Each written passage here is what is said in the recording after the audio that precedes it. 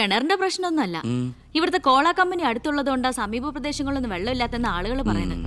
ഉള്ള വെള്ളത്തിലാണെങ്കിൽ വിഷാംശവും. ഇപ്പോ ഏതോ പുതിയ പ്ലാന്റ് കമ്പനിക്കാർ തുടങ്ങാൻ പോവാന്ന്. അതോടി വന്നാ ഈ നാട് കൊടും വരൾച്ചയിലായിരിക്കും. അതൊന്ന് തടയണം. ആ വർത്തമാനത്തിനിടയില് എന്റെ അമ്മ ആരോടോ പറഞ്ഞൊരു വെറും വാക്കിന്റെ പുറത്താ ഈ വീടും ഞങ്ങളും തമ്മിലുള്ള ബന്ധം നാട്ടുകാരറിഞ്ഞത്. അതോടെ എല്ലാരും ഒപ്പിട്ട നിവേദനം കൊടുക്കേണ്ട ജോലി എന്റേതായി. കൂടെ വന്നവരവിടെ മുൻവശത്ത് നിൽക്കുന്നവര്. കയ്യില് കാശ് എത്രയുണ്ട്? കാശോ? എന്റെ അച്ഛനായതുകൊണ്ട് പുകഴ്ത്തി പറയല്ല. ഭയങ്കര അഴിമതി വീരനാ. കോള കമ്പനിക്കാർ കൊടുത്തതിനേക്കാൾ കൂടുതൽ കൊടുക്കാനുണ്ടെങ്കിൽ കാര്യം എളുപ്പം. അനാവശ്യം പറയാതെടാ. മോളുടെ കാര്യം ഞാൻ പോയി ഇവന്റെ അച്ഛനോട് പറഞ്ഞിട്ട് വരാം. ശരി.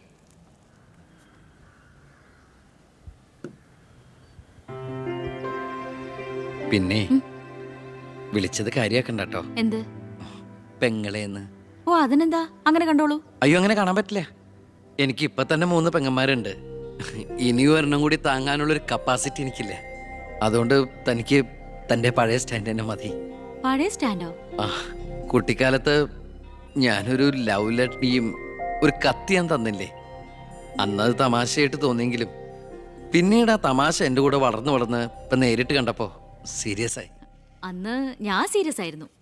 പക്ഷേ ഞാൻ വളർന്നപ്പോ ആ സീരിയസ് എന്റെ കൂടെ വളർന്ന് വളർന്ന് ഇപ്പൊ നേരി കണ്ടപ്പോ തമാശയായി. അതെന്താ? എനിക്ക് ബുദ്ധി വെച്ചതാ. ഏയ് വെറുതെ ഒന്ന് പോടുന്നേ.